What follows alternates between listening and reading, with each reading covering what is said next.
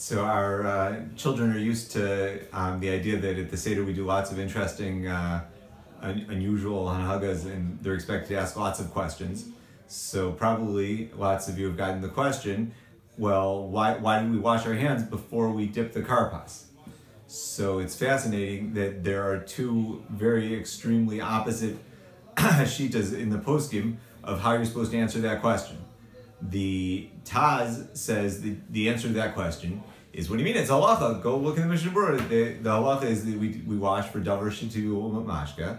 That's just like we wash for bread. We also wash when you dip in one of the seven mashkin.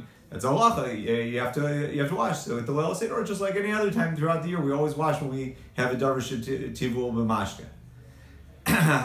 However, there are many people who are knowing throughout the year not to wash on davar shetivu mashka. So they answer their kids something entirely differently, and this is al derech the Chai Adam, the Aruch HaShulchan. They say, oh, this is one of these things that we do at the Leil Seder to get you to ask questions. There's really no reason to do this. It's not halacha. It's not something that you need to be doing. But we do all these funny things to get you guys interested to ask questions.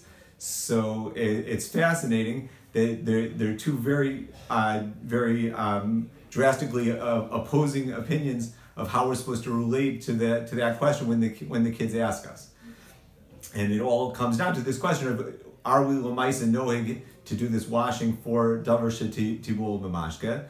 It's a machlokas in the poskim. It's brought as different deos. The Mishnah Berurah brings that there was or maybe is a minhag haolam to be mekel, but the Mishnah Berurah is definitely machriya that it's appropriate that a person should be makbid throughout the year to wash for a davar shetivu b'mashka. In fact, when we go into the details, we realize that even according to the opinions who say that we do wash throughout the year on davar shetivu mashka, in the details, there are actually several reasons why the way that we eat the karpas really shouldn't require the washing for davar shetivu mashka. Because, first of all, the Mishnah Berurah brings up the issue of a kazayas, that we're makbid b'davkati less than a kazayas because of issues with the bracha on the maror. So the Mishnah Berurah originally, when he wrote Chelik Aleph, he took on as a davar pashut that there's no need to wash for davar shetivu b'mashka when you're eating less than a kazayas. But then later he brought in the Bir Halacha, and he went back in Hilchos Pesach. Then he went back and changed the psak in the Mishnah Berurah to say, but wait a second, since we are washing at the Leil Seder for the davar shetivu mashka, even though we're eating less than a kazayas, so we see that we are makbid on washing for less than a kazayas. Furthermore, the halachas of davar shetivu mashka are that if you eat with a kli, then you're not mechuyev to wash, and also if it's something that is not the derech to dip, then there's no inyan to wash. So al pi the dikduke halacha ba'etzem, it seems that it would come out that even those who are makbid throughout the year to wash for davar shetivu mashka, there isn't really a good reason to wash at the Leil Seder. So there are some interesting hesberim that are brought in the Achronim to explain our anhaga that we do, even though we're doing it in a way that wouldn't normally require the washing. At the Leil Seder, we still do.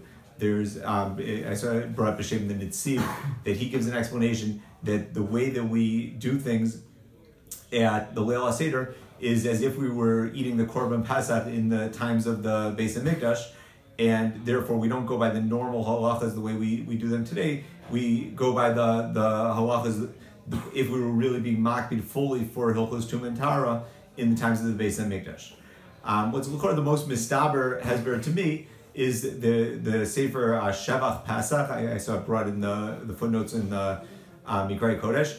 He says that the way the Leil Seder works is that once they were kovei the Seder, everything has a fixed Seder. So once they were kovei that there's a part of the Seder called Urchatz, that's a fixed thing. You can't change that. So since at the time when they did it, they were makbid on Tumah and Tahara, therefore they were kovei Urchatz. And now we're going to keep that hanhag up, even if it's not nogeh. According to those who who say that we b'chlal are noheg, but even if we are noheg, if we're eating in a way that doesn't fit the normal halachas, that doesn't matter, because once something is part of the Leil HaSeder, it's part of the Simane Kadesh Urchatz Karbatz.